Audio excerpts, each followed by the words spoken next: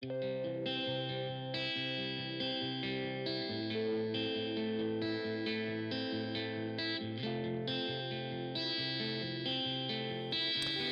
is a podcast by WellHouse Church, where we take a closer look and dig a little deeper into this week's sermon. What's going on, Bible nerds? We're talking about Paul in Rome. Yeah, so let's talk about Paul arriving at Rome. Clayton, what we've been following Paul doing for the last hot minute here? Traveling. And why is he going to Rome? He is going to Rome because he's being transported as a prisoner to Rome. Right. And why are they transporting him there? To keep the Jews from killing him. Yeah, well, remember, Paul asked to go there because the new governor comes in. Festus comes in.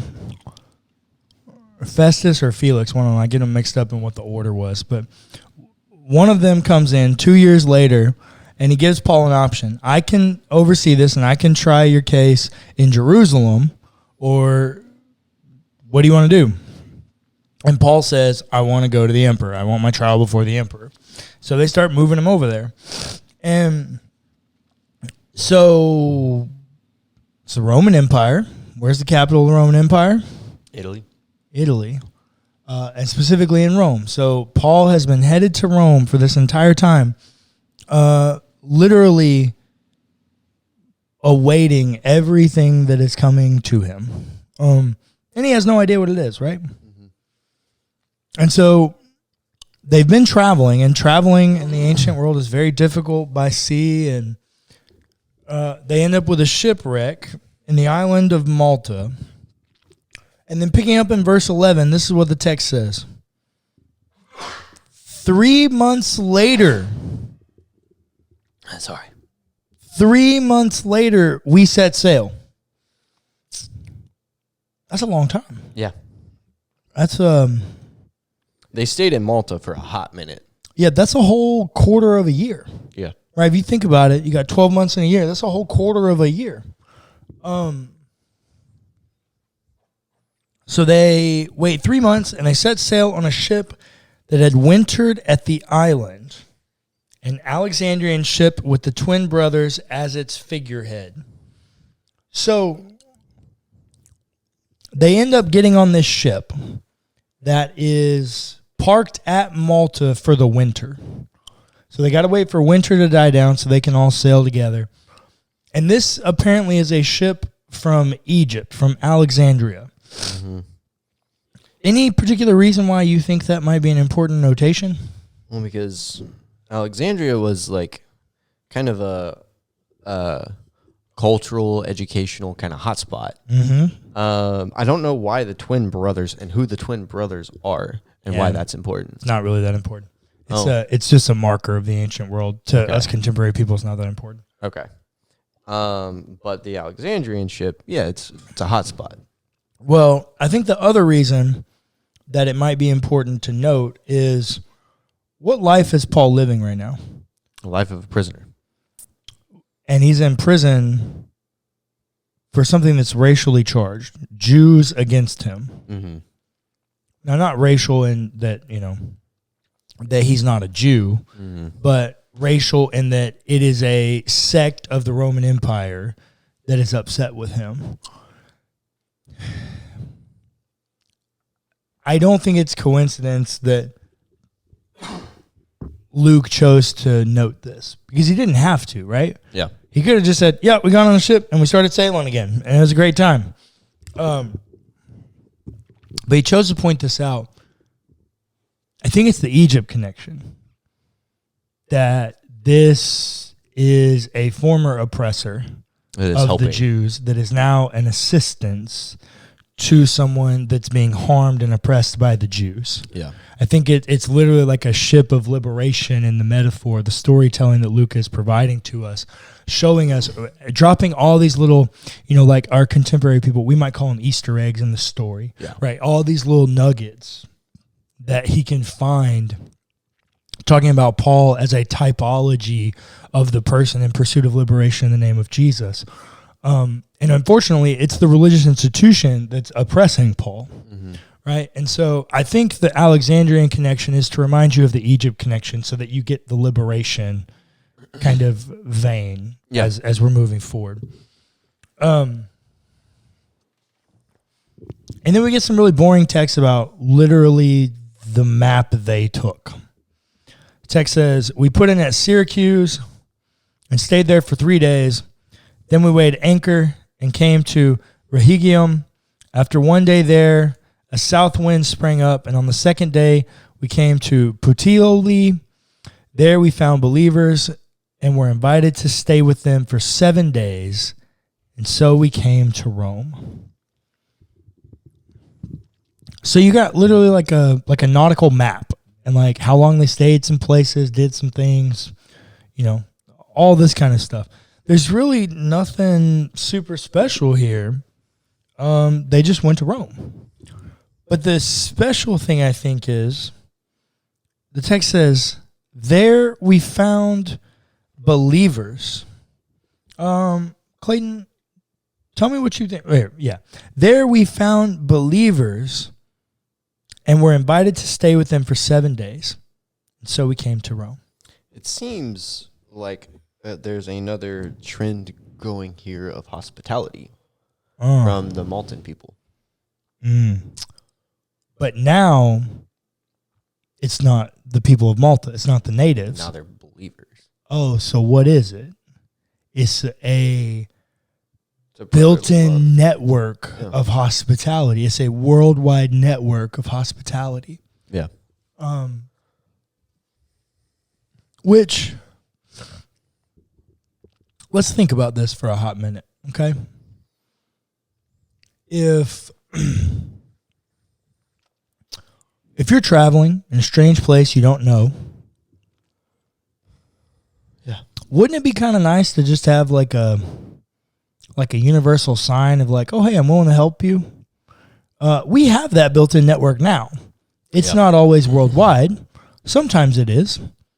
So like a great network example of like something we're talking about is like alumni networks, right? And the biggest one around us is what?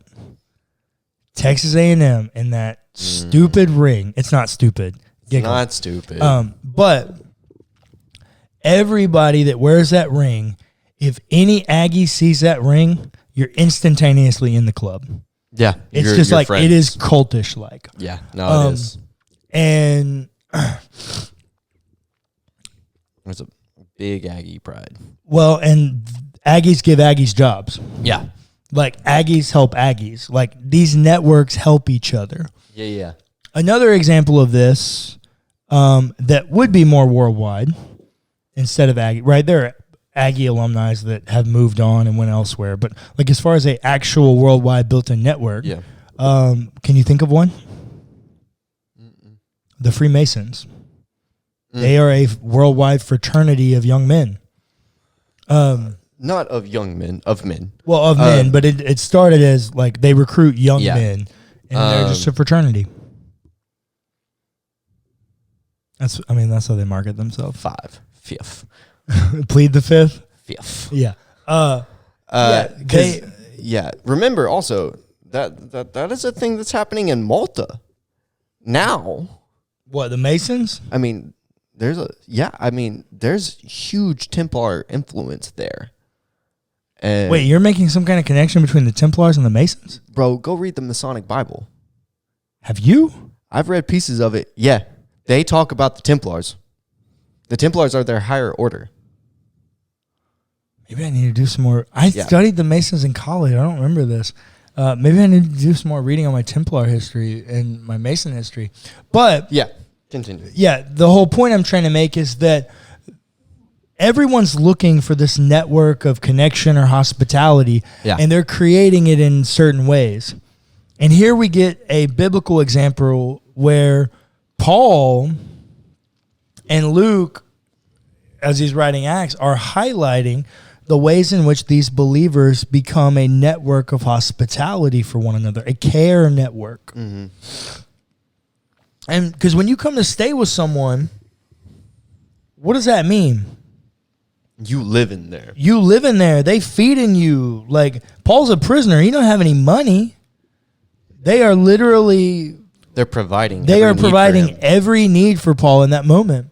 Yeah. And they did it for a week, for 7 days. A time of completion. Oh, yeah, attaboy.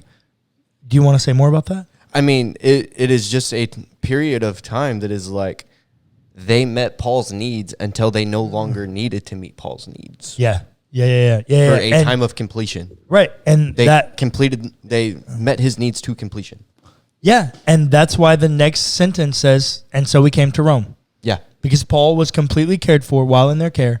And then because of that, we go to Rome. Verse 15.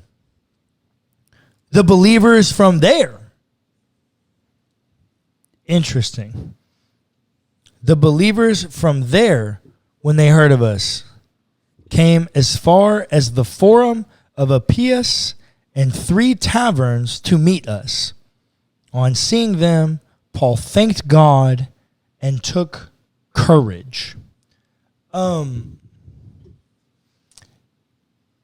It's interesting to me that the island of Malta was framed through hospitality, and it was the natives doing that. And now we're no longer seeing the natives on the island of Malta administer that hospitality. That same hospitality and care is being framed as the believers contributing it to Paul. Mm-hmm. And here's what happened. On the island of Malta, Paul was a giver. Paul gave to them. In this one, Paul's no longer giving to them. It gives back to him. When the believers receive him this way, it gives back to him because the text says, on seeing them, Paul thanked God and took courage. These people, these believers, are giving something of themselves in order to care for Paul. Yeah. Anytime you see someone do that, it is an encouragement to you in the journey that you are on. That's right. And I think Paul, if I'm being honest, like most travelers in foreign lands where they don't know anyone, are looking for some encouragement. And it encourages Paul. And this is how the text ends, or this section of the text. Verse 16, when we came into Rome, Paul was allowed to live by himself with the soldier who was guarding him. Why is it important that Paul got to live by himself? They trusted him. There's a level of independence that they gave him. Mm-hmm. That's yeah, for sure. Why else might it be important? I don't know. When you get to live on your own, you have a freedom about you. Yeah. We've seen in other places where these same guards and soldiers allowed Paul, when they would when they dock somewhere, if he had somebody he could go stay with, he could stay with them and his needs would be met, he'd be cared for. Paul's independence allows Paul to do things that have had a lasting impact on Paul's life in ways that nothing else has. Yeah. You know, a great example of this. I got a lot of books on these shelves behind us. My largest collection and probably the most books ever written on the subject of theology about the Apostle Paul. Yeah. Is 1,000%. His legacy and the work of Paul has shaped Christianity in ways that I'm not even sure Jesus has, which is unfortunate. Well, I mean, there's a lot larger. Paul built the structure and institution on what is Jesus, right? So, I mean, Paul has done some massive things. I don't know if I would go as far as to say that like it's not as much as Jesus. because Jesus is the foundation of what we have. No, I hear you. And I'm not saying that Paul doesn't believe in Jesus or Paul doesn't have Jesus. I just wanted to clarify that statement. Well, I'm going to push back a little bit. I'm actually going to push back a little bit. In Western Christianity, on any given Sunday, 80% of the sermons preached are from 13 books of the New Testament. You are correct. By the Apostle Paul. Are Paul. Christianity has been shaped by the Western world in the way that we've colonized the rest of the world according to our version of the gospel, which has prioritized Paul. Correct. Majority of publishers are publishing works about Paul and the life of Paul. Paul seems to have more of an impact on Christianity than Jesus does. And the reason I make this argument is actually because of, hang on, let me find it. This book right here. Let me see if I can pull it out. Paul, follower or founder of Christianity? Interesting. David Wenham wrote this book, and I read it when I was in college. Follower of Jesus or founder of Christianity?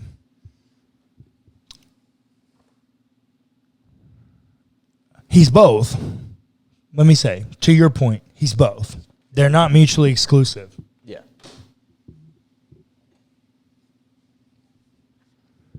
But Paul certainly has shaped institutional Christianity in a way that Jesus has not. Oh, absolutely. Which was my point. And that, I think, is a shame. Because if you ask somebody what the gospel is, that's a Western Christian, they're probably going to give you some definition from one of the 5 places in Paul's writings, right? Yeah. The Romans 1 one is a pretty, for I'm not ashamed of the gospel, right? Like that one's a pretty common one. Whereas, like, if somebody really asked that question, what does it mean to be a Christian? What does it mean to be a follower of Christ?